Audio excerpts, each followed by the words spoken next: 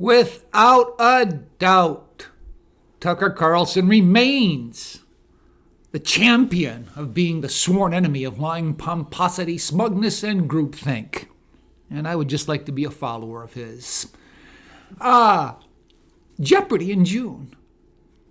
That's what I want to share today. You know the game show. The answer is given, and the contestants must come up with the question. I'm going to give you a definition, and you must come up with the word. Here's the definition. Promoting equal rights and love to the name of the group, which will be unnamed, by increasing its visibility and representing solidarity, collectivity, and identity. Let me say that again. Promoting equal rights and love to the name of the group, which I will not identify, by increasing its visibility and representing solidarity, collectivity, and identity. According to that definition written on the t-shirt, that's the definition of the noun pride. Pride.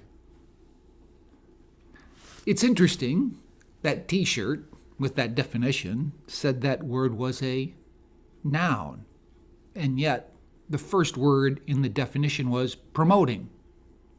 That is a present participle, a form of a verb that in English ends in ed or ing and is used as an adjective. You see the confusion that's out there? Promoting equal rights and love to the LGBTQ community by increasing its visibility and representing solidarity, collectivity, and identity. If that's what pride means, what does love mean?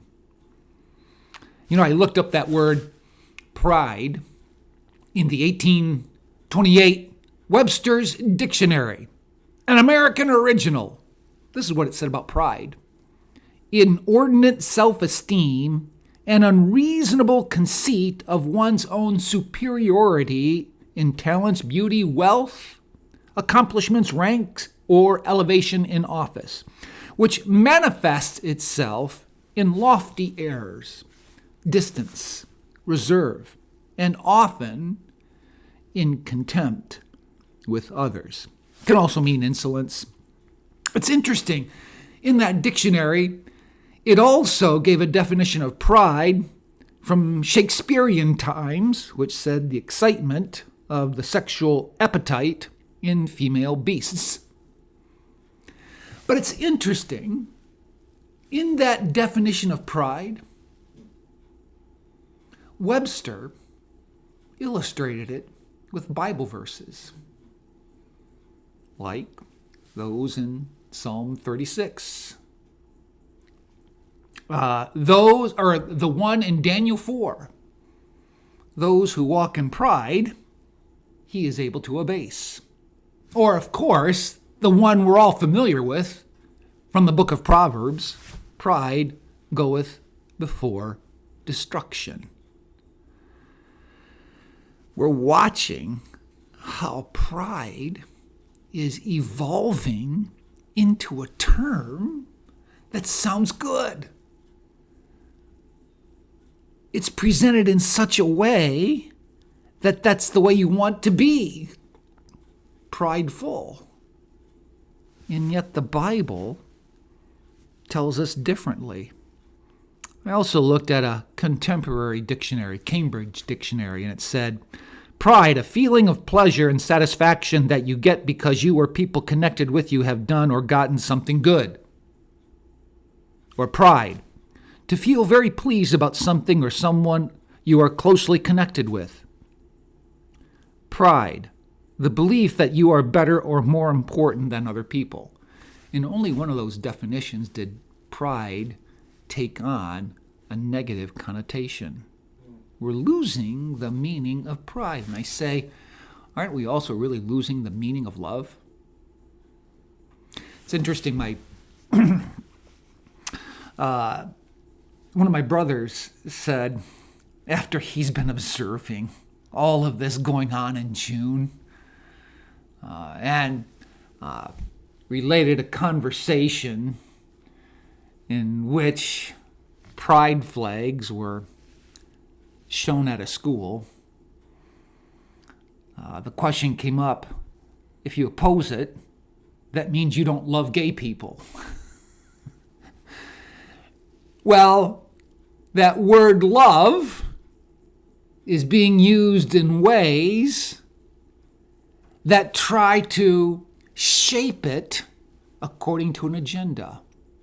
Meaning, it seems that love in some communities now means that you must affirm, accept, support, promote their agenda, or you hate them.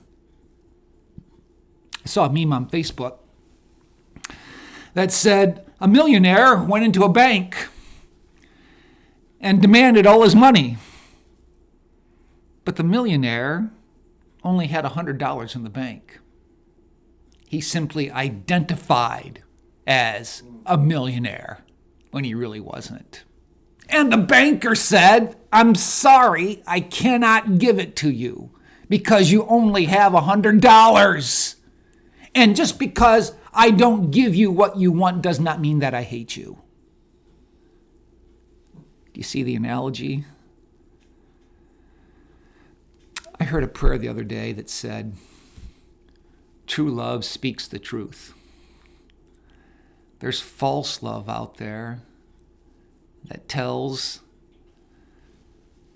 falsehoods. There's false love out there that speaks lies. And the Bible really helps us to differentiate the two. Because in 1 John 2, verse 15, it says, do not love the things of this world. Not talking about people, as it is the realm of sin. Goes on to say that we want to love the things that are of God. There's a difference.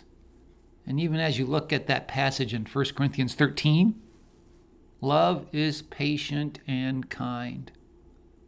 And there's really no qualifiers on that. Meaning, love is patient and kind even to those that are on the opposite side of you. That's the way love works. That's the way love operates in the biblical sense. So even as we see pride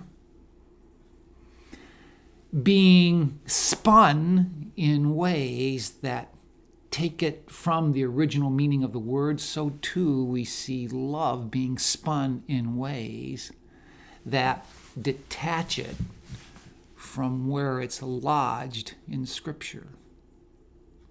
We want to love scripturally. And with that as our guide, we will see love be manifest in a godly way.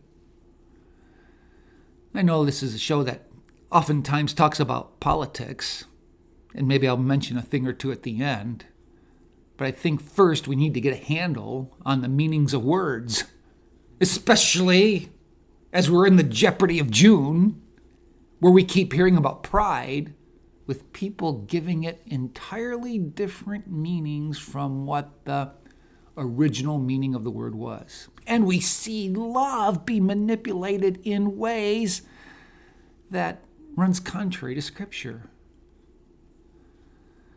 And where this is going politically, I have some real reservations, because now in the CIA and the FBI, they're all into the Pride Month, LGBTQ. Why are they focused on that when there's so much work to be done regarding what is happening outside the country as well as inside the country?